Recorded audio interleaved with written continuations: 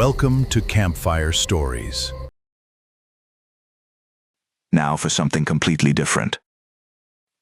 Carol, tonight we leave the fog and the falls behind because tonight's tale is a comedy. 1978. Two fellows named Cheech and Chong, and their very first picture, Up in Smoke. Ha! Marty, our film professor, showed us 5 minutes of this as a joke, and the whole lecture hall came apart. This is the one that basically invented a genre. It did. Before this, nobody made a big, goofy buddy picture about two lovable knuckleheads just bumbling through a day. Meet Pedro, that's Cheech, and a fellow known only as Man, that's Chong. Pedro's driving along, spots Man hitchhiking, picks him up, and the two of them are best friends inside about 90 seconds. They're two of the friendliest, least ambitious young men in movie history. No plan, no worries, no idea what day it is. And I'll say it, there's something almost sweet about how much they simply enjoy each other's company. The whole plot, such as it is, gets them arrested, and through a series of magnificent misunderstandings, stranded down in Mexico with no way home. And a fellow there kindly offers to lend them a van to drive back across the border into California.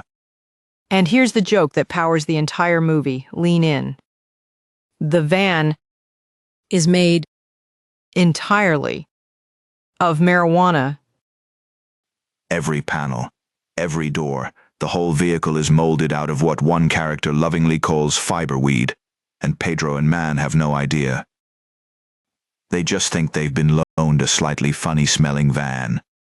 So these two are innocently hauling several tons of contraband across an international border, completely oblivious while the law is losing its mind trying to catch them. And the law is Sergeant Stadenko, Stacy Keach, playing it deadly serious, which makes it 10 times funnier, heading up the most incompetent narcotics squad ever assembled. Always one step behind, always covered in something, always wrecking their own stakeout. The straight-faced cop is the secret weapon of every great comedy. The more seriously Stadenko takes himself, the harder we laugh. He wants this to be the bust that makes his career, and he cannot catch two men who don't even know they're being chased. It all comes together at a big battle of the bands at a rock club, where Pedro and Man naturally have decided they're a band now.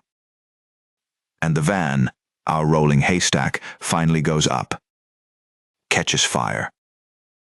And this enormous cloud of smoke rolls out over the whole crowd, the band, the club, and the cops. Everybody in the building gets, shall we say, extremely relaxed, Stadenko included.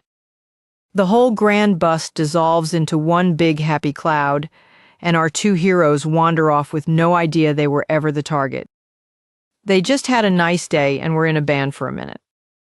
That's it. That's the movie. No lesson, no message, no villain who gets what's coming. Just two gentle goofballs floating through chaos and coming out the other side. Still friends, still hungry. And here's the wink, friends. Marty and I are Canadian, and the great forbidden scandal this movie built itself on back in 1978 is up here now, perfectly legal and sold in a tidy little shop next to the grocery store. Times change. The movie stays funny. It's silly, it's warm, and it has no business being as charming as it is. If you need 90 minutes that ask absolutely nothing of you, this is the one. I'm Marty Shepherd. And I'm Carol, mind the van, share the snacks, be kind to your bandmates. Sleep warm, friends.